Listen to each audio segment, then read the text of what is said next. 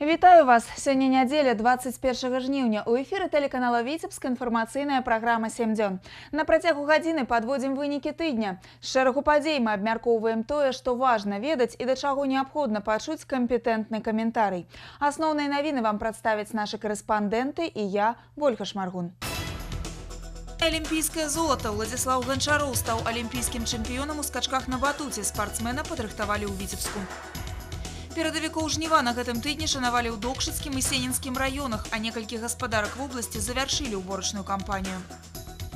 Сянно рыхтуецца да абласных дажынак, гатоўнасці аб'ектаў больш за 70%, завяршаецца будаўніцтва ЗАГСа і спорткомплекса. Доктар-блогер, загадчык амбулаторыі з гарадка прапагандуе здаровы лад жыцця і вядзе ўласны відэадзённік у інтэрнэце. Яблычны спас. Праваслаўныя вернікі асвяцілі яблыкі новага ўраджаю, а на Шаркаўшчыне правялі яблычны фэст. Першае золата на летніх алімпійскіх гульнях у бразільскім Рыа-дэ-Жанэйра ў скарбонку зборнай Беларусі прынёс выхаванец спартыўнай дзіцяча-юнацкай школы нумар 1 горада Віцебска Владзіслаў Ганчароў. 20-гадовы юнак бліскуча правёў свой алімпійскі дэбют. Ён упэўнена выйшаў у 8 фіналістаў. Выступаючы перад апошнім, беларус ужо ведаў вынікі амаль усіх галоўных канкурэнтаў і паказаў свае лепшыя якасці. Гэта дазволіла яму абыграць двух кітайскіх спартсменаў. Прэзідэнт Беларусі павіншаваў Владзіслава Ганчарова з заваяваннем залатога медаля на алімпіядзе ў Рыа-дэ-Жанэйра. Падобнага грандыёзнага поспеху прадстаўнікі скачкоў на батуце ў Беларусі яшчэ не ведалі. У калекцыі выхаванцаў з дзюшар нумар 1 Віцебска былі вышэйшыя ўзнагароды чэмпіянатаў свету і Еўропы. Не хапала толькі аднаго медаля – алімпійскага. А таму за выступленнем нашага земляка, лідара нацыянальнай каманды, сачыў, перажываў і трымаў кулакі увесь прыдзвінскі край, а разам з ім і ўся краіна. Конечно, смотрели, конечно, переживали. Настроение, естественно, было на победу. И мы все верили, однозначно верили в победу. Да, все говорили уже, какого достоинства медаль будет. Но я, честно говоря, в душе все-таки верил именно в золотую. Потому что и Влад, и Ольга Анатольевна серьезно к этому готовились. И готовились не один год, и действительно шли к этому. Асабліва хваляваліся родныя і блізкія Владзіслава Ганчарова. Сям'я брата ні на хвіліну не адыходзіла ад экрана тэлевізара, каб прасачыць за кожным момантам яго выступлення. Чтобы не нарушить вот эту ауру, мы даже сами молчали, сидели и молчали. Чтобы не сглазить. Чтобы не сглазить, чтобы не помешать ему, скажем так. Не сбить его настрой. Когда отпрыгал, мы уже поняли, что все, он хорошо выступил. Что у него все получилось, и он доволен собой, мы поняли. Да. Плакали, прыгали, радовались, принимали звонки, поздравления. Прэзідэнцкі спартыўны клуб пералічыць суму ў 15 000 беларускіх рублёў у адну з лепшых школ падрыхтоўкі батутыстаў – Віцебскую з дзюшар нумар 1. Такі выбар зрабіў 20-гадовы алімпійскі чэмпіён. Сергей Мисурагин, Ольга Маслоўская, Ян Пчэльнікаў. Навіны Віцебск. Званне ганаровы грамадзянін горада Віцебска прысвоена алімпійскаму чэмпіёну ў скачках на батуце Владзіславу Ганчарову і яго трэнеру Вользе Ўласавай. Такое рашэнне прынялі гарвыканкам і гарадскі савет дэпутатаў. Трэнер спартыўнай дзіцяча-юнацкай школы нумар 1 горада Віцебска адзначана за высокі прафесіяналізм у падрыхтоўцы спартсменаў высокага класа, у тым ліку чэмпіёна 31-х летніх алімпійскіх гульняў у Рыа-дэ-Жанэйра. А ўладальнік залатога медаля Владзіслаў Ганчароў за высокія дасягненні ў спартыўнай дзейнасці. На ўвесь свет праславіў айчынную школу скачкоў на батуце спартсмен з Віцебска Владзіслаў Ганчароў. Цяпер алімпійскі чэмпіён. Нашы корэспандэнты пабывалі ў спартыўнай дзіцяча-юнацкай школе нумар 1 горада Віцебска, адкуль родам алімпійскае золата. Летнія канікулы яшчэ не завяршыліся, а ў гэтай зале трэніроўкі ідуць па звычайным раскладзе. Спорт, штодзённая праца, выхаванцы Віцебскай школы па скачках на батуце гэта ведаюць добра. Дэбют на гульнях у Рыа-дэ-Жанэйра для 20-гадовага батутыста Владзіслава Ганчарова абярнуўся упэўненай перамогай і алімпійскім золатам. Медаль вышэйшага гатунку каваўся гадамі на гэтых спартыўных снарадах у гэтай спартыўнай зале. Мы находимся как раз-таки в том зале, где вырос олимпийский чемпион, теперь уже нынешний Владислав Гончаров. Это как раз те стены, которые вот, видели как его становление, видели его, скажем, и проблемы, и победы. Поэтому вот это как раз-таки тот зал, он соответствует всем стандартам, необходимым для подготовки вот, высокого класса, батутистов высокого класса. Да скачкоў на батуце будучы чэмпіён Уладзіслаў Ганчароў прыйшоў са спартыўнай гімнастыкі у 8-гадовым узросце. Трэнер Ольга Уласава ўбачыла ў хлопчыка вялікі патэнцыял. Адказны, сур'ёзны, спакойны. Так характарызуюць Уладзіслава ў сценах роднай спартыўнай школы.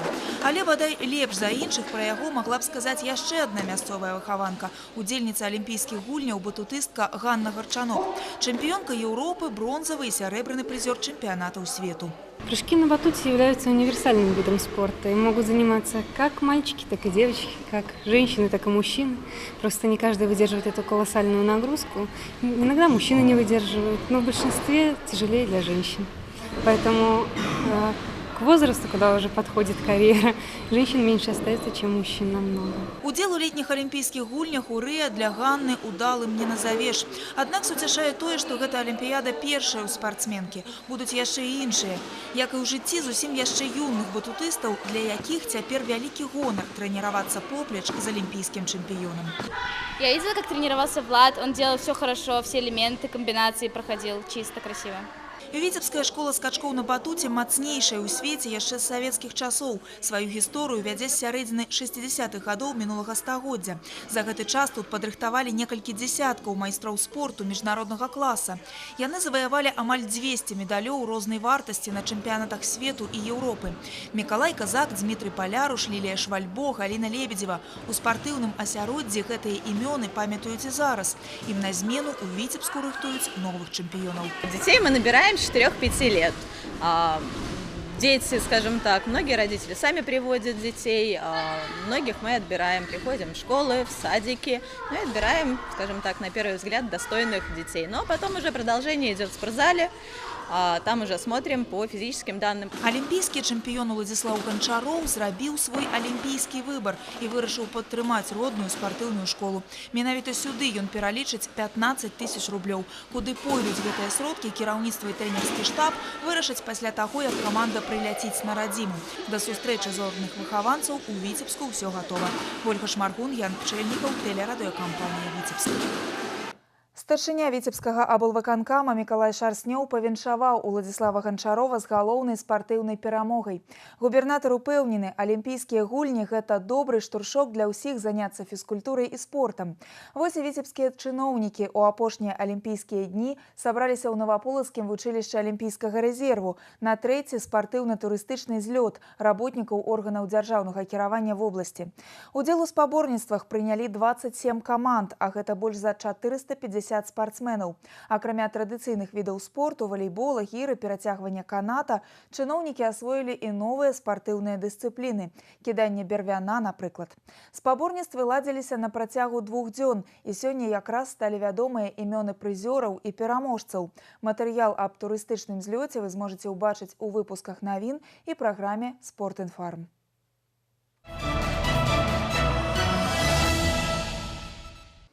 Выплата зарплаты работникам бюджетной сферы, реконструкция больницы ў Расонах, фінансавая падтрымка прыродаахоўных мерапрыемстваў застаюцца першачарговымі расходнымі артыкуламі абласнога бюджэту. Такое рашэнне на пазачарговай сесіі абласнога савета дэпутатаў прынялі народныя абраннікі.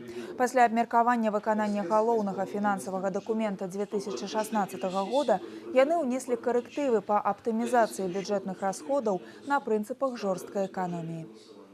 За 7 месяцев 2016 года в местные бюджеты зачислено 643 миллиона рублей всех налоговых и неналоговых платежей. Это уже с учетом деноминации. Определяющая роль в формировании доходов – это, несомненно, это подоходный налог, налог на добавленную стоимость, налоги на собственность, платежи от использования государственного имущества. Вместе с тем, годовой план за этот период был выполнен всего на 55%. Это невысокий показатель, который обусловлен в основном недостаточными темпами поступления налога на прибыль и подоходного налога с физических лиц. По-ранейшаму першачарговымі выплатамі ў абласным бюджэце застаюцца зарплаты, медыкаменты, камунальныя паслугі. Пэўныя сумы грошай будуць выдаткаваны на падрыхтоўку аб'ектаў сянно да правядзення свята працаўнікоў вёскі дажынкі 2016, рэканструкцыю бальніцы ў Расонах, мадэрнізацыю фізкультурна-аздараўленчага комплекса ў Шуміліне. Фінансавыя сродкі таксама будуць накіраваныя на рэалізацыю прыродаахоўных мерапрыемстваў і пагашэнне запазычанасці за набытыя раней трамваі і тралейбусы. Пераразмеркаванне абласнога бюджэта накіраванае на тое, каб максімальна эфектыўна выкарыстоўваць бюджэтныя сродкі.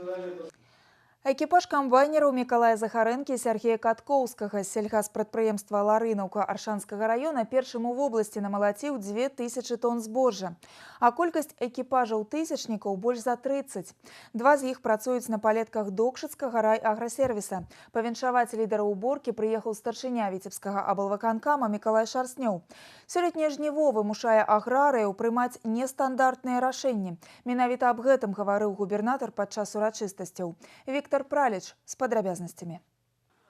Витебский регион в области рызыкоўнага земляробства, однако при таких умовах аграрии придзвіння здольны добиваться неблагих выников. Ужо намалочено 536 тысяч тонн збожжа сярэдняй ураджайнасцю по области 29,2 центнера з гектара. Убрано больше за 50% полёў. Мобилизованы все силы, але надвор'е вносит свои коррективы ў планы аграрыяў.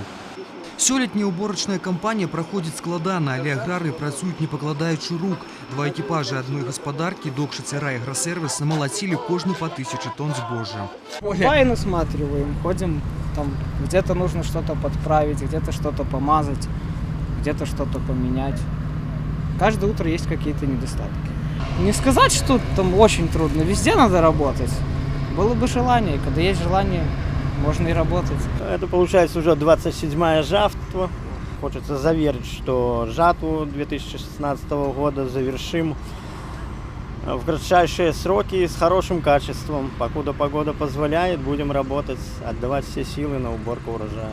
В целом, я скажу, народ мобилизован. У меня замечаний нет по организации работы.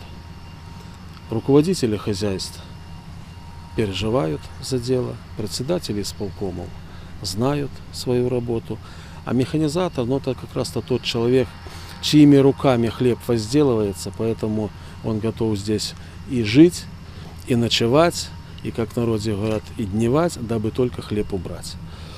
За них я не переживаю. Сёння Докшыцкі район у лідарах па намалосе. Хлебаробы убрали больш за 60% нівы. Да такой лічбы набліжаюцца аграрыі Аршанскага і Віцебскага раёнаў. Верхнядзвінск і Орша лідары па ўраджайнасці. Намалот на круг там складае больш за 36 цэнтнераў з гектара. Віктор Праліч і Ян Пчэльнік, навіны, Докшыцкі район. Першыя тысячнікі з'явіліся на гэтым тыдні і ў Сенінскім раёне. У іх ліку моладзевы экіпаж Віталія Жыгулы і Владзіміра Скрагі з сельгаспрадпрыемства «Дружбінец». У перадавіках на жніве яны другі год запар. Летась перамаглі і ў абласных спаборніцтвах па выніках уборачнай кампаніі. Па традыцыі ушанавалі камбайнераў прама ў полі, без адрыву ад вытворчасці. Там з імі і пазнаёмілася наша здымачная група. На ўласным камбайне Віталь Жыгула працуе толькі 3-й год. Прыйшоў памочнікам да цесця і хутка асвоіўся. Цяпер да тэхнікі падыходзіць па-гаспадарску і вучыць свайго напарніка. Іх асабісты вынік вось ужо 2 гады перавышае 1000 тонн збожжа. Праўда, сёлета перапынкі на дождж у жніве занадта частыя. Таму экіпажу даводзіцца чакаць, калі скончыцца непагадзь. Ну, за день 10 бункеров. Когда 8, когда как. Как погода позволяет, так и получается. Тот год намолотил 1700 тонн, и в этом ожидал, что я намолочу это 1000 тонн. И я ее намолотил. Нынешний рубеж 1080 тонн. Пока что. Усяго ў гаспадарцы «Дружбінец» азімымі і яравымі збожжавымі засеяна больш за 1600 гектараў. Убралі каля 85% плошчаў. На палетках працуюць 7 экіпажаў. І ў бліжэйшыя 3-4 дні яны плануюць завяршыць жніво. Сярэдняя ўраджайнасць 27,7 цэнтнераў з гектара. У азімых яна вышэй. Зернобобовых культур. В целом их было посеяно 360 гектар. Сейчас мы выбираем вот последние гектары этой культуры. Расширили посев зернобобовых, чтобы как-то порешать белковую проблему и обеспечить наше животноводство в зимостойлый период достойным фуражом. Выканалі ў дружбінцы і дзяржзаказ на харчовую пшаніцу, паставілі яе на віцебскі хлебакамбінат. Праўда, з-за дажджлівага надвор'я вільготнасць у збожжа больш высокая, чым летась, але да патрэбнай кандыцыі яго даводзяць на ўласных зернесушыльных комплексах. Поступает ячмень, качество хорошее, комбайны убирают чисто. Влажность 17,6 в поле, сушим до 14, выгоняем, пивоварный ячмень. Мокрое проводим, строе больше сушим. По сравнению с прошлым годом погода лучше была и сушилось намного быстрее все. Тым часам перадавы экіпаж камбайнераў словы ўдзячнасці ад кіраўніцтва гаспадаркі Есенінскага района выслухаў прама ў полі. Акрамя падарункаў і віншаванняў, хлопцы цяпер могуць разлічваць і на грашовую прэмію. Дарэчы, літаральна пару дзён таму ў гэтай жа гаспадарцы ушаноўвалі роднага брата Віталя Жыгулы і Яўгена. На сваім мазе ён першаму раёне перавёз 1000 тонн збожжа. Династия очень хорошая. Прошлые годы они тоже становились победителями соревнований.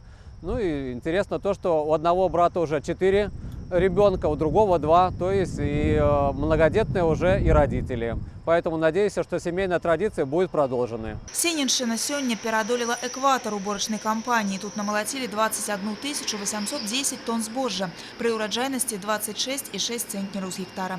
Ольга Шмаргун, Леонид Табола, навіны, Сенінскі раён. Больш чым на 70% гатовае сянно да абласнога свята працаўнікоў вёскі дажынкі 2016. На будаўніцтве, добраўпарадкаванні і рамонце задзейнічаны каля 800 чалавек з розных падрадных арганізацый. На наступным тыдні ў райцэнтры плануюць урачыста адкрыць будынак ЗАГСа. Падыходзіць да завяршэння будаўніцтва фізкультурна-аздараўленчага комплекса. На стадыёне з'явяцца футбольны газон, бегавыя дарожкі і глядацкія трыбуны. Ваеннай тэхнікай папаўняецца музей пад адкрытым небам. Абсолютно новый выгляд набыла набярэжная Сенінскага возера. Добраўпарадкаваць город дапамагаюць і самі жыхары райцентра. У нас ежемесячно проводится субботник. Это связано прежде всего с тем, что, конечно же, каждое благое дело, вот то, что мы сегодня преображаем город, это не должно пройти мимо рук каждого сегодня жителя района.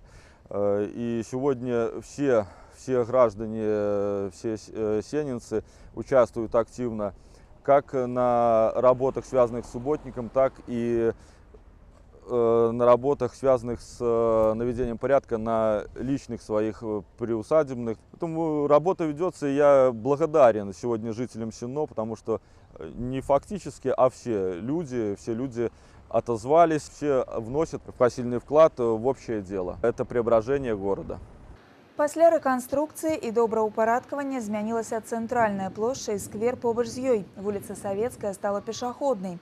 Мадэрнізаваная сістэма вулічнага асвятлення, будынкі аздобілі падсветкай. Абласное свята працаўнікоў вёскі дажынкі 2016 запланаваная на другую палову верасня. А ў сельскагаспадарчым філіяле Мазалава ГАЗ дажынкі ўжо адзначылі. Яго работнікі аднымі з першых у вобласці завяршылі ўборачную кампанію. На малот склаў больш за 3000 тонн пры сярэдняй ураджайнасці 39,5 цэнтнераў з гектара. У тым, што мазалаўцы не толькі добра працаваць здатныя, а і святкаваць могуць з размахам, упэўніўся наш корэспандэнт Сергей Мисурагин. Спецыялісты адной з перадавых гаспадарак вобласці рыхтаваліся правесці ўборачную кампанію за 2 тыдні. Тэхніка стаяла пад парамі, камбайнеры імкнуліся хутчэй убачыць хлебную ніву. Але з надвор'ем не дамовішся. Працяглыя дажджы пераўвільготнілі глебу, і на палі было проста не заехаць. У выніку ўборачная ў гаспадарцы зацягнулася яшчэ на 7 дзён. Пры гэтым мазалаўскія спецыялісты праявілі кемлівасць і знайшлі выйсце з амаль невырашальнай сітуацыі. Комбайны не могли заехать в поле. Как бы мы ни старались, как бы мы ни планировали, как бы мы ни делали, комбайны не могли заехать. Ну, с учетом вот сложившейся ситуации, мы нашли выход. То есть нашли арочную резину, когда когда-то она использовалась. И то есть на 4 комбайна мы установили большие широкие колеса. И то есть вот этим мы 80% как бы все ускорили процесс уборки. В Городокском районе, в хозяйстве, мы произвели небольшой бартер. То есть мы свои комбайны, они нам свои. Мы поменялись, мы взяли комбайны на гусеничном ходу. И с помощью этих комбайнов мы убрали все, полностью весь зерновой клин, все убрали с поля. А вось яны, герои сёлетняй уборачнай. Аграномы, комбайнеры, водители, операторы зернесушильных комплексов, прадпрыемства. Их апантанность любимой справой, проявленная инициатива ў складаных ситуациях и бездокорная работа стали галоўнымі складаючымі дасягнутага выніку. Лепшаму экіпажу зернеўборачнага комбайна ў складзе Сергея Мелдарса Сервиса и Юрия Ермака, эта уборочная запомнится надолго. В этом году очень сложная. Дождливая погода, земли переувлажненные, были и полеглицы были, очень сыро. Справились. Мы работаем коллективно и помогаем один одному, если надо помощь. Сказать слово удячности за хутка собраны и захаваны урожай до Мазаловцеву приехал старшиня облвыканкама Миколай Шарснёв. Сёлета губернатор як ніколі занепокоены ходом уборочной кампании на Витебщине. Амаль полова выращенного урожаю находится на палетках, и треба принимать действенные меры, каб минимизировать страты. С начала уборки, с первого дня, в Витебской области нет ни единого погожего дня. То есть ежедневно на той или другой зоне идут дожди. Убрано еще только 55% зерновых. В отдельных районах чуть перешагнули рубеж 40%. Практически весь хлеб еще на полях. Поэтому в этом году в обязательном порядке будет переброска техники, независимо от расстояний. Хлеб нужно убрать.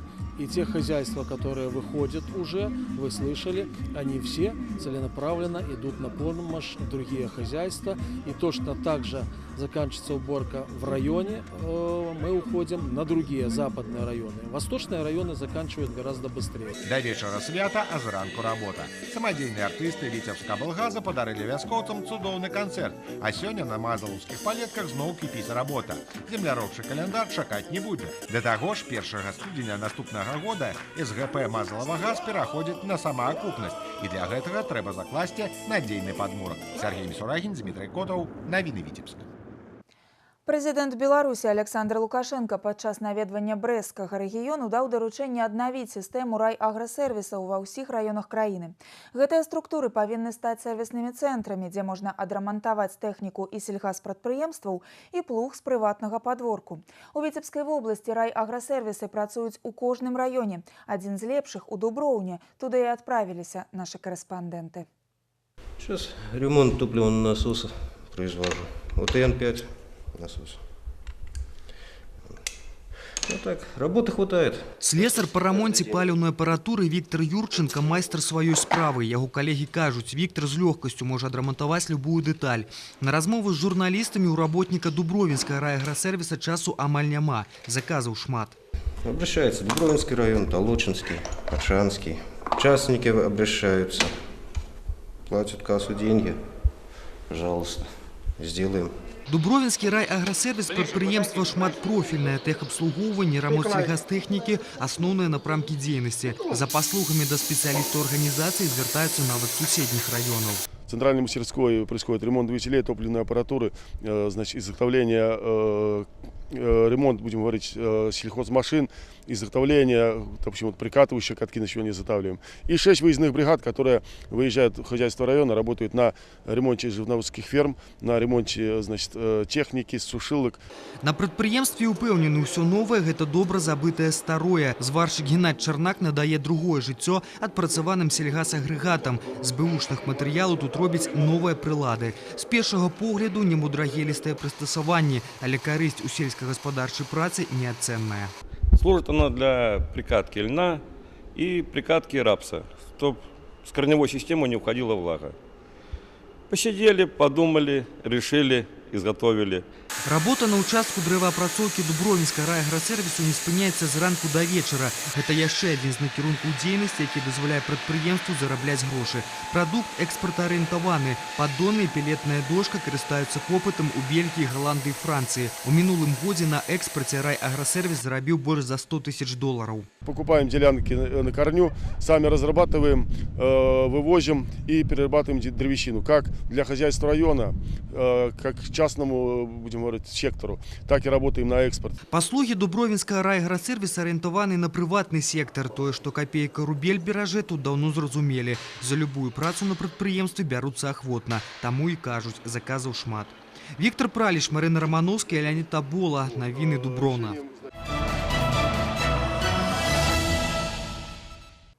В Выбарчая кампанія ўступіла ў актыўную фазу. Кандыдаты ў дэпутаты Палаты прадстаўнікоў Нацыянальнага сходу вядуць агітацыю. Трансляцыя тэлезваротаў прэтэндэнтаў на мандат ад Віцебскай вобласці стартавала 16 жніўня. Яны выступаюць на тэлеканале «Беларусь-3» з 19 до 20 гадзін. Выступленні на радыё пачнуцца з 24 жніўня. Усім кандыдатам прадастаўлены роўныя правы, па 5 хвілін бясплатнага тэле- і радыёэфіру, а таксама час для тэледэбатаў.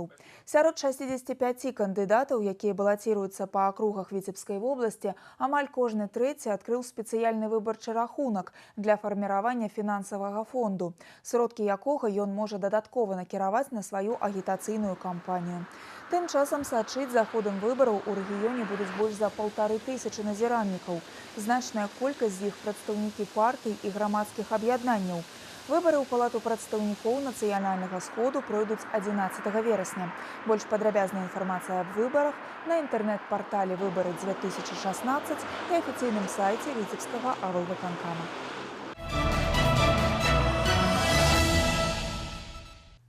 Прафсаюзы Віцебскай вобласці пачалі акцыю «Збяром школьны партфель». Да новага навучальнага года дапамогу атрымаюць шматдзетныя, малазабяспечаныя, няпоўныя і прыёмныя сем'і, а таксама дзеці-інваліды. Сабраныя за жнівень грашовыя сродкі пойдуць на закупку школьных прылад, канцылярскіх тавараў, падручнікаў, адзення і абутку. Да таго ж фінансавую дапамогу атрымаюць падшэфныя школы-інтэрнаты і дзіцячыя сацыяльныя прытулкі.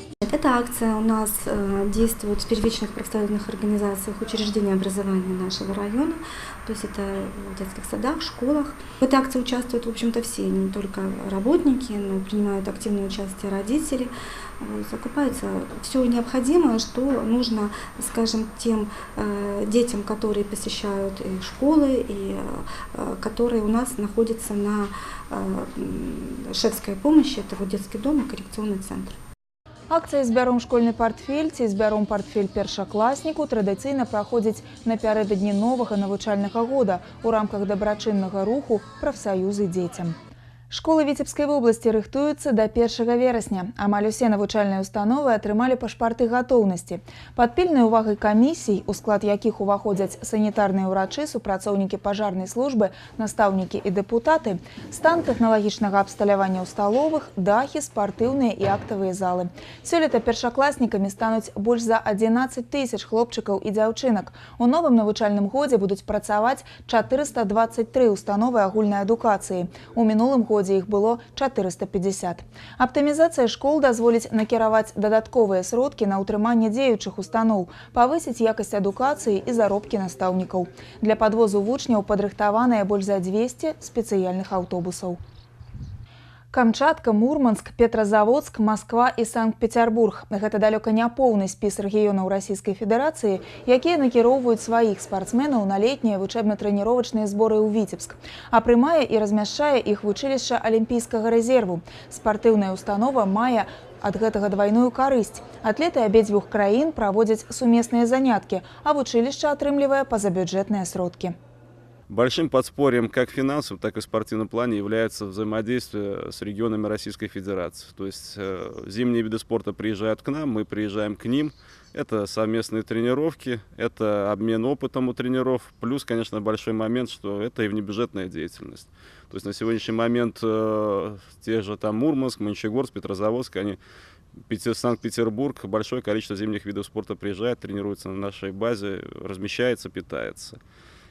Также приезжают и другие виды спорта, это бокс, дзюдо, самбо. Здесь в чем большой плюс, это практически возможность проведения совместного тренировочного процесса. Коллеги наши из Российской Федерации, те же там единоборства, это Санкт-Петербург, Подмосковье, Москва, боксеры из Санкт-Петербурга приехавшие, то есть параллельно ведет тренировочный процесс наш тренерский состав, наши дети с ними, обмен опытом, это большое дело. Сёлета Віцебскае вучылішча Алімпійскага рэзерву адзначыць 60-гадовы юбілей. Да гэтай урачыстай падзеі тут адрамантуюць і прывядуць у парадак лёгкаатлетычны стадыён і іншыя спецыялізаваныя памяшканні.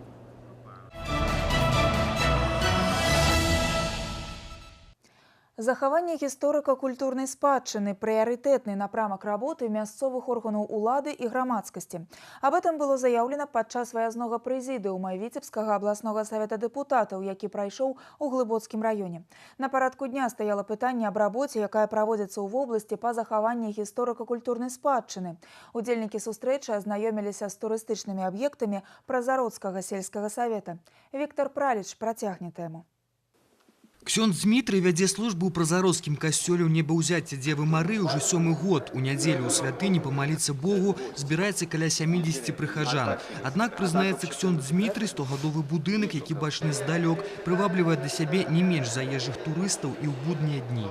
На першым месцы касцёл – гэта месца, дзе ёсць Езус Хрыстос Ухрыстычны, дзе ёсць Бог. Касцёл, а тым больш такі вялікі, любы, ён патрабуе заўсёды кожнага дня нейкай апекі над сабой, потому што ведаем, калі нават кватэра малая у нейкага чалавека, калі ён нейкі час нічога ў ёй рабіць не будзе, то ўжо будзе не такі выгляд, а тут такі вялікі будынак. Таму трэба ім апекавацца кожнага дня і проста плану першую чаргу ў тым, каб не запусціць то, што мы маем.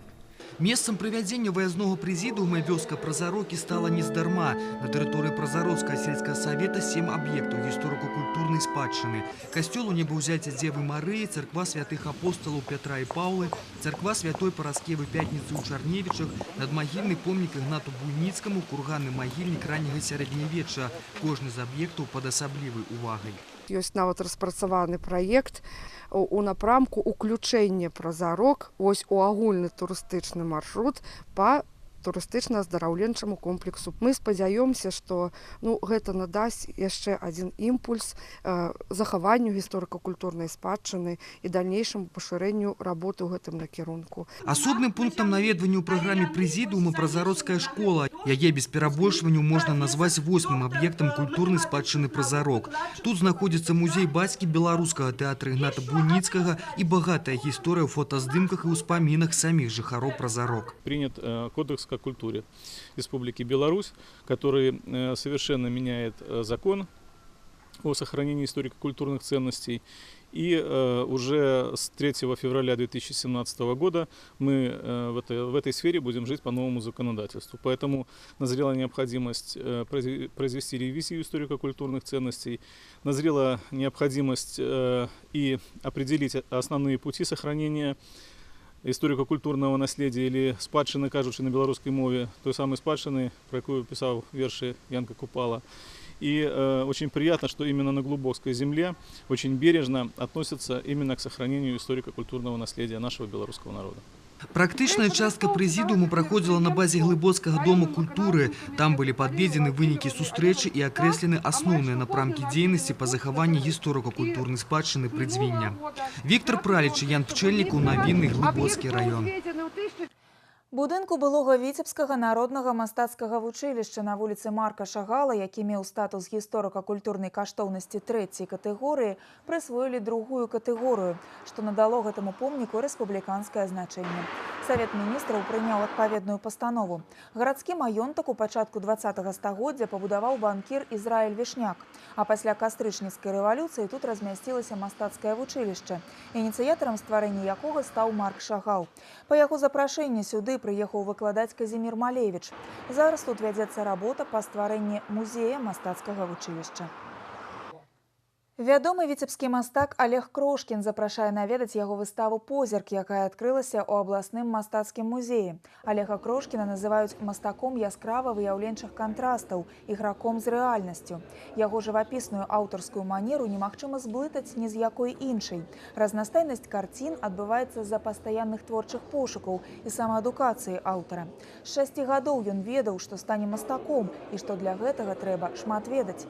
Зараз Олегу Крошкіну 66, а ён па-ранейшаму вучыцца, знаходзіцца ў пастаянным пошуку і не збіраецца спыняцца на дасягнутым.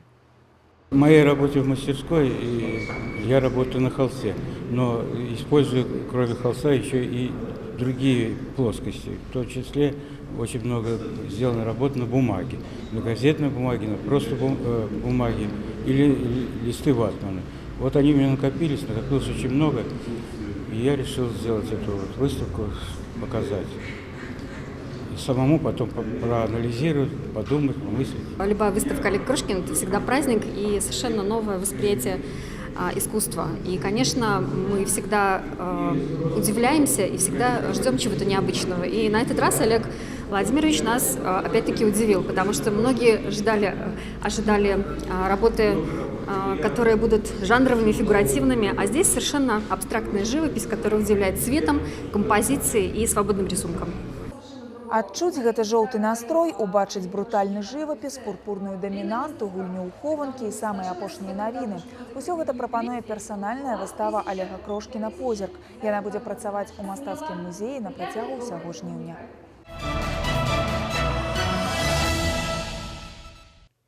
Графіці-манію не ацанілі. У Віцебску праваахоўнікі затрымалі 19гадовага хлопца, які размаляваў фасад шматпавярхоўкі на вуліцы Гагарына.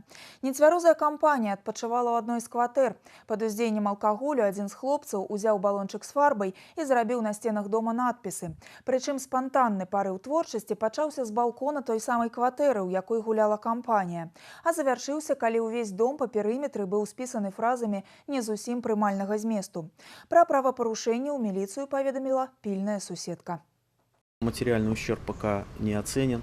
Материал проверки находится сейчас в Следственном комитете. Оценку уже будет давать непосредственно Следственный комитет. Разрисован он баллончиком надписи различного содержания как на русском языке, так и на иностранном.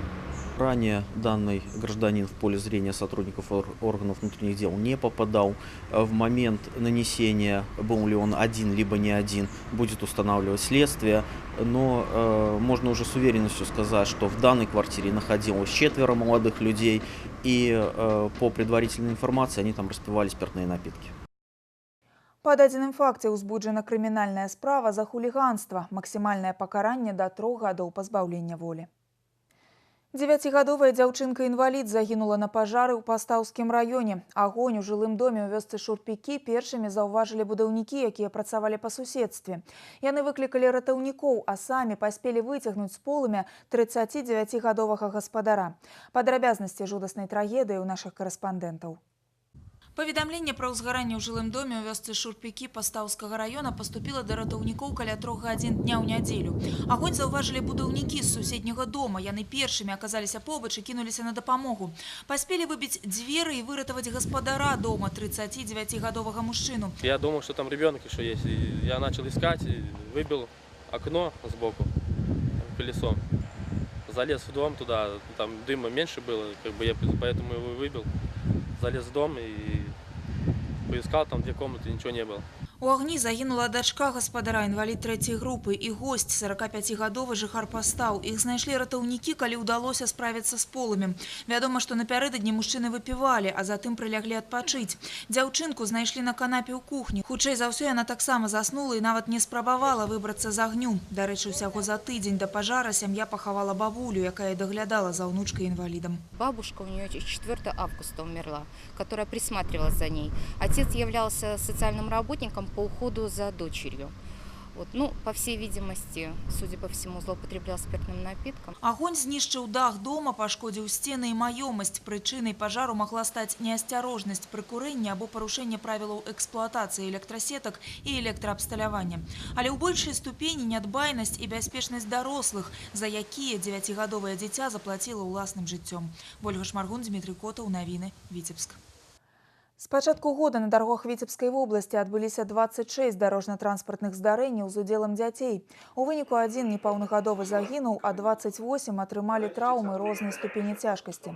Толькі на гэтым тыдні ў вобласці зафіксаваныя 2 выпадкі, у якіх зноў пацярпелі дзеці. Зараз падлеткі знаходзяцца ў бальніцы. 14 числа наезд на стоявшую на обочине 15-летнюю девочку совершил водитель автомобиля Volkswagen, который не имел прав и сел за руль по просьбе своих подвыпивших товарищей. Девочка с травмами была госпитализирована в больницу. На следующий день в городе Полоцке наезд на ребенка, тоже девочка, которая двигалась на велосипеде, и выехала на проезжую часть, совершил водитель автомобиля BMW. Также девочка получила телесные повреждения, была госпитализирована в больницу.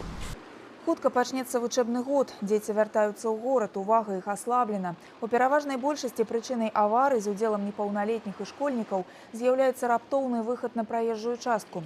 Супрацоўнікі Дзяржаўтаінспекцыі звяртаюцца да бацькоў, як мага часцей напамінаць пра правілы дарожнага руху і бяспечныя паводзіны. Удзячны за ўратаванае жыццё. Гісторыя супрацоўніка АМАПа з Віцебска, які выратаваў вадзіцеля падчас аварыі ў Аршанскім раёне, атрымала нечаканы працяг. Уладзімір Самадзелаў адшукаў маёра і прыйшоў падзякаваць яму асабіста. Сустрэча атрымалася адначасова і эмацыянальнай, і па-мужчынску стрыманай. Уладзімір мала што памятае пра сам момант аварыі. Пасля вячэрняй рабочай змены ён вяртаўся са сталіцы ў Віцебск і заснуў за рулём. Яго Тойота з'ехала ў кювет і ўрэзалася ў дрэва. Машына пачынала гарэць, а вадзіцель не мог выбрацца самастойна. З дзесятка відавочцаў гэтай аварыі намеснік камандзіра АМАП Сергей Манаеў аказаўся адзіным, хто кінуўся на дапамогу. Машына цалкам згарэла, а вадзіцель застаўся жывым и здоровым, дзякуючы неабыякавасці офицера. Для меня это было очень приятно и неожиданно, что человек, которого я спас, цел, невредим, здоров и приехал поблагодарить меня. Саму аварию я не помню. Я помню именно, что когда беседовал с офицерами ГАИ и с врачами скорой помощи, и помню человека, который меня спас, именно его лицо. Я очень благодарен этому человеку, и хотелось бы, чтобы у нас было побольше людей, именно чувственных, человечных и неравнодушных. И не прошли бы мимо, если человек в помощь нуждается. Акрамя таго, Уладзімір Самадзелаў удзячны ўсім спецыялістам, якія ў дзень аварыі аказвалі яму дапамогу. Інспектарам ДАІ, урачам хуткай дапамогі і медперсаналу Аршанскай цэнтральнай раённай бальніцы, куды яго даставілі адразу пасля здарэння. Мужчына упэўніўся, нераўнадушных людзей многа. Падобны выпадак на днях адбыўся і ў Верхнядзвінскім раёне. Там на возеры Асвейскае прапаршчык унутранай службы Александр Смірноў, які знаходзіўся ў водпуску, выратаваў пенсіянера, які ледзьве не патануў, калі яго лодка перакулілася далёка ад берага.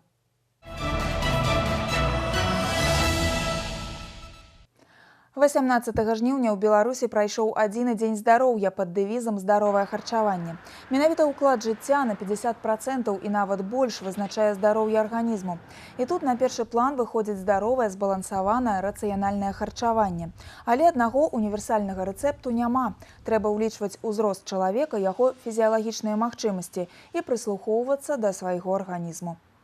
Самое главное, принципы здорового питания, они, что энерготраты должны соответствовать фактически тем потребностям, которые существуют у организма, в том числе с учетом рода деятельности. Это употребление достаточного количества овощей, фруктов, то есть оно должно быть сбалансировано, должно присутствовать достаточное количество воды в пище. Ну и самое главное, соблюдать кратность, режим питания, избегать продукты, которые, ну, скажем так, не являются полезными для здоровья, которые не являются продуктами для каждодневного употребления, которые являются продуктом, к примеру, относятся периодического употребления, какие-то тот же самый фастфуд, те же самые газировки, крашеные напитки, продукты с длительными сроками хранения, реализации, полуфабрикаты и так далее. Не все то, что продается, что вы умеете готовить, что вы вычитали в интернете или в каких-то доисторических кулинарных книгах, не все надо пробовать. А если и пробовать, то не есть постоянно в больших дозах. Человек должен по возможности, чем раньше, тем лучше понять, что он может есть, в каком количестве может есть, как долго может какие-то продукты есть. И тогда у него здоровье, в принципе, будет надежным и долгим. Спецыялісты прагназуюць, што 21 стагоддзе стане стагоддзем здаровага харчавання.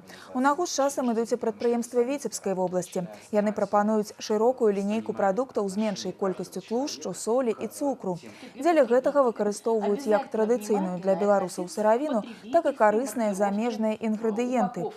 У сакавіку ў Беларусі пастановай Савета міністраў зацверджана дзяржаўная праграма «Здароўе народа і дэмаграфічная бяспека Рэспублікі Беларусь» на 2016-2020 гады. Яна скіраваная на стварэнне умоў для паляпшэння здароўя насельніцтва, прапаганду здаровага ладу жыцця, скарачэнне ўзроўню смяротнасці і павелічэнне працягласці жыцця. Не толькі расказвае, а і на ўласным прыкладзе паказвае, як весці здаровы лад жыцця ўрач Ягораў. Сельскі доктар з гарадка лечыць пацыентаў і вядзе свой відэаблог. У інтэрнэце загадчык амбулаторыі прапагандуе здаровы лад жыцця і дае медыцынскія парады. З зоркай Ютуба сустрэўся Артур Смалякоў. Загадчыкам верамеюўскай амбулаторыі ў гарадку Андрэй Ягораў працуе каля 3 гадоў. На радзіму прыехаў па размеркаванні адразу пасля заканчэння віцебскага медыцынскага. Урач агульнай практыкі спецыяльнасць сур'ёзная. Трэба разбірацца і ў педыятрыі, і ў гінекалогіі, быць кардыёлагам і нават псіхатэрапеўтам. Я должен уметь, например, провести ПХО резаной раны. В принципе, я это умею и делаю, когда это надо. Я должен уметь кардиограмму снять, тут же ее прочитать и посмотреть, есть у человека острое состояние, нарушение ритма или инфаркт, принять решение, либо его госпитализировать, либо оказать помощь на месте. На участку у доктора Ягорова амаль 2500 чалавек. Усіх пацыентаў трэба аб'ехаць за дзень, але Андрэй не скардзіцца. Хапае часу і на працу, і на трэніроўкі ў зале, і нават на вядзенне ўласнага блога. Раз у тыдзень малады ўрач выкладвае на YouTube ролики про здаровы лад жыцця. Также у меня есть страница ВКонтакте и Инстаграм. То есть раньше я вообще не занимался ведением какой-то такой социальной жизни на всеобщее обозрение. Но вот 2 года отработав здесь, я как-то созрел. И вот специально, решил немножко расширить сферу свою социальную, скажем так, социального взаимодействия с окружением. Люди задают вопросы, и, соответственно, я уже думаю, смотрю, ага, вот интересный вопрос, можно на него ответить, там, например, про те же витамины или про боли в спине, или про какие-то заболевания сердцем. Прапагандай спорту медык заняўся нядаўна. Пакуль аўдыторыя новай зоркі Ютуба каля 1000 чалавек. Нікнейм лекар Качок Андрэй для сябе прыдумаў сам. Хутка яму 28, а выглядае значна маладзей. Не п'е, не курыць, ходзіць у трэнажорку, калегі не нарадуюцца. Люди очень приятно о нем отзываются, с удовольствием приходят к нему на прием. Все, и наши бабульки со всеми своими проблемами к нему приходят, все ему рассказывают, он на все вопросы отвечает. И детки тоже, которые приходят к нему на осмотр, все с удовольствием. Все его знают, все к нему бегут в припрыжку. Кабінет доктора Ягорова захоўвае не толькі медыцынскія карты пацыентаў, а і дзесяткі дыпломаў за спартыўныя дасягненні. Першае месца ў раённых спаборніцтвах па стральбе, рэкорд у жыме штангі. З такімі поспехамі мы яшчэ не раз пачуем аб рознабаковым лекары. А магчыма, хутка на тэлебачанні з'явіцца новая перадача пра здароўе з ужо знаёмым вядучым. Артур Смалякоў і Леонид Табола. Навіны Віцебск.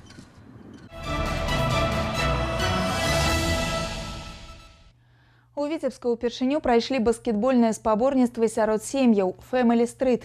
Гэтую ініцыятыву прапанавалі прадстаўнікі абласной федэрацыі баскетбола пры інфармацыйнай падтрымцы радыё Віцебск. Турнір сабраў 12 каманд, якія высвятлялі мацнейшага па алімпійскай сістэме. Якія яшчэ выпрабаванні для ўдзельнікаў падрыхтавалі арганізатары і хто стаў пераможцам новых стартаў. У рэпартажы Сергея Мисурагіна. Ужо 4-й год запар напрыканцы жніўня ў Віцебску ладзіцца адкрыты традыцыйны баскетбольны турнір 3х3 Street Masters. На пачатку арганізатарам хапала аднаго дня, каб правесці спаборніцтвы, але вулічная гульня хутка знайшла шмат прыхільнікаў як на тэрыторыі Беларусі, так і за яе межамі. Як вынік стаў змяняцца і фармат турніру. Сёлета ўпершыню вырашылі правесці сямейныя спаборніцтвы. Сегодня мы проводим соревнования 1 на 1 среди мужчин и 1 на 1 среди девушек. Также впервые попробовали провести семейный стрит 2 на 2. И, как показывает сегодняшний день, 12 команд заявилось на это мероприятие. Вот впервые, так что посмотрим, что из этого получится. Сярод удзельнікаў Family Street наша здымачная група знайшла шмат знаёмых. А спрэчыць лідарства на пляцоўку выйшлі як ветэраны віцебскага баскетбола, так і дзеючыя ігракі. Вячеслав Іваноў шмат гадоў прысвяціў любімай гульні. Сына таксама адправіў займацца ў баскетбольную секцыю. У выніку атрымаўся сплаў вопыту і маладосці. Мой сын в свое время занимался баскетболом. Я решил его тоже вот сюда привлечь. Он с удовольствием откликнулся. Поэтому мы вот решили семейный дуэт создать такой и выступить на этих соревнованиях. Как выступим, это уже покажут соревнования, соперники. Потому что я сейчас посмотрел, ребята все молодые. амбициозный. Я думаю, что будет очень сложно, но интересно. Чым яшчэ добры сямейны баскетбол, каманда можа выступаць у змешаным составе. Брат і сестра Дубко доказалі, што прадстаўляюць вельмі моцны тандем, які складана абыграць любому сопернику. Мы с братом решили поучаствовать, для меня это что-то новое, но я думаю, что для него это тоже было первый раз. Но первую игру мы не ожидали такого порыва от команды, соперников, но мы выиграли. Да, благодаря сложной игре, я думаю, командной тоже. Баскетбольны турнір праходзіў па алімпійскай сістэме, але любая каманда мела шанс на памылку. З барацьбы ігракі выбывалі пасля 2 паражэнняў. У выніку першым пераможцам Family Street стаў дуэт «Глорыя» у складзе братоў Дзяніса і Мікіты Барановых. Пасля сямейных стартаў арганізатары правялі яшчэ 2 турніры 1-на-1 сярод мужчын і жанчын. Першынствавалі тут Ягор Мурзіч і Тацяна Дубко. Цяпер удзельнікаў турніра «Стрит Майстарс» чакае галоўнае выпрабаванне. Турнір каманд 3-на-3 запланаваны на 27 жніўня. Яны будуць ладзіцца на плошчы перамогі ў абласным цэнтры. Сергей Мсурагін, Леонид Табола, навіны Віцебск. Відовішча абяцае быць цікавым. Пра яго ў навінах рэгіёну абавязкова раскажа мой калега Сергей Мсурагін. Ніводная спартыўная падзея не застаецца па-за яго увагай. Гэта таму, што спартыўнае жыццё не замірае ні на хвіліну.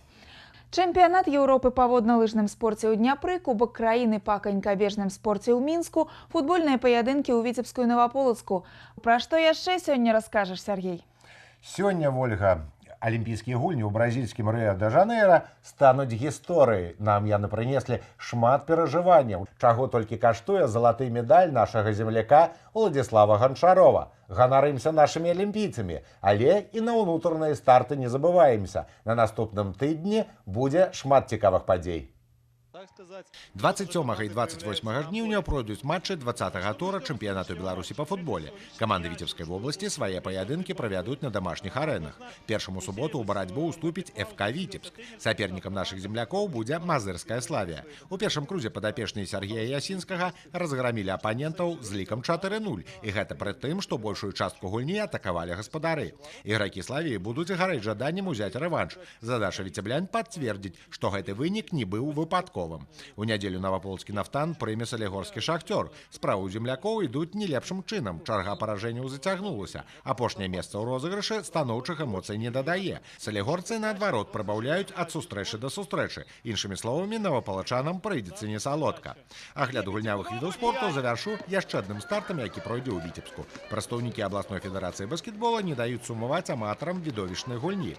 27 жніўня ў Віцебску ў 4-й раз пройдзе баскетбольны турнір 3-на-3 «Стрит Майстарс». Спаборніцтвы будуць ладзіцца на плошчы перамогі ў абласным цэнтры. А зараз да індывідуальных відаў спорту. З 25 па 28 жніўня ў Дняпры, які да нядаўняга часу называўся Днепрапетровск, пройдзе чэмпіянат Еўропы па водна-лыжным спорце за электрычнай тягай. У складзе беларускай каманды выступяць 7 спартсменаў Новаполацкай водна-лыжнай школы. За іх плячыма перамогі на буйных еўрапейскіх і сусветных стартах. Гэтыя спаборніцтвы не павінны стаць выключэннем з правілаў. І завяршу агляд зімовым стартам у летні перыяд. Мінску гэты выхадныя прэмія Кубак Рэспублікі Беларусь па канькабежным спорце. Дзякуй, Сергей, за цікавы спартыўны анонс. А на Шаркаўшчыне прайшло мерапрыемства, якое ўключана ў каляндар галоўных турыстычных падзей Беларусі. Вёска Алашкі Шаркаўшчынскага раёна зноў стала яблыневай сталіцай рэгіёну. На радзіме садавода Івана Сікоры прайшоў міжнародны яблычны фэст. У насычанай праграме майстар-класы садаводаў, выставы кірмашы, дзе галоўны тавар духмяныя яблыкі. Выбітныя кулінары дэманстравалі уменне печ бліны на калодзе, а ў садзе ўпершыню гатавалі сікораўскае варэнне, інгрэдыенты для якога прывезлі з усіх раёнаў вобласці. Шаркаўшчынскі яблычны фэст уключаны ў каляндар турыстычных падзей Беларусі, і сёлета сюды прыехала шмат вандроўнікаў. Праваслаўныя вернікі на гэтым тыдні адзначылі адно з самых вялікіх святаў Преабражэння Гасподняе. А ў народным календары тым часам наступіў яблычны спас. У гэты дзень асвячалі яблыкі і іншую садавіну. Продкі казалі, прыйшоў спас усяму час, вясёламу святу і добраму пачастунку. Тэорыю на справе праверыў Віктор Праліч. У садах лужасняцкай гатункавыпрабавальнай станцыі першыя яблыкі пачалі здымаць пару тыдняў таму. Хоць у народзе і лічыцца, што фрукт да яблычнага спасу есці нельга, тут гэту тэорыю правяргаюць навукай. Раннія гатункі беларускай селекцыі дазваляюць пасмакаваць вітамін яшчэ ў пачатку жніўня. В день мы собираем и по тоне, больше тонн, тонн 200 яблок. Яблок очень много. Вот, урожай хороший. Как сегодня праздник, уже заказы есть. Вот. Большой заказ, большие заказы вообще, да, всегда.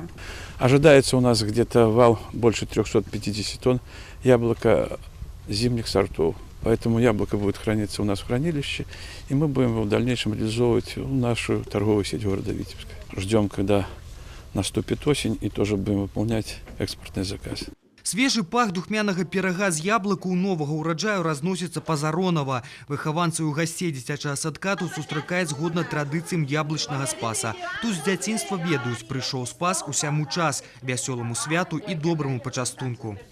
Ёсць 3 спасы, гэта мядовы, яблычны і арэхавы. І яны ўсе святкуюцца ў жніўні. Мы вельмі любім гэта свята спас, таму што здесь вельмі весёлыя гульні і смачны пачастунак. Дарэчы, паводле падання, перад тым, як адправіцца ў Іерусалім, Христос разам з вучнямі ўзышоў на гару Фавор, і там апостолы ўбачылі цудоўнае ператварэнне настаўніка. Свята нагадвае вернікам, што трэба імкнуцца змяніць сябе і сваё жыццё да лепшага, а яблык сімвалізуе здароўе і жыццёвую сілу. Асвячэнне яблыка ў традыцыі, якой ні многа ні мала 12 стагоддзяў. На яблычны спас вернікі нясуць садавіну ў царкву, пасля чаго частуюць родных і блізкіх, раздаюць бедным. Па народных жа прыкметах з яблычным спасам надыходзіць восень. Віктор Праліч, Ян Пчэльнік, Дмітрый Котаў. Навіны Віцебск. А яшчэ на яблычны спас прынята было надкусіць яблык і загадаць жаданне. Лічылася, што яно абавязкова збудзецца. Няхай усе нашы добрыя жаданні спаўняюцца. Такім адыходзячы тыдзень убачылі карэспандэнты навін рэгіёну. Убачымся роўна праз тыдзень у праграме «7 дзён».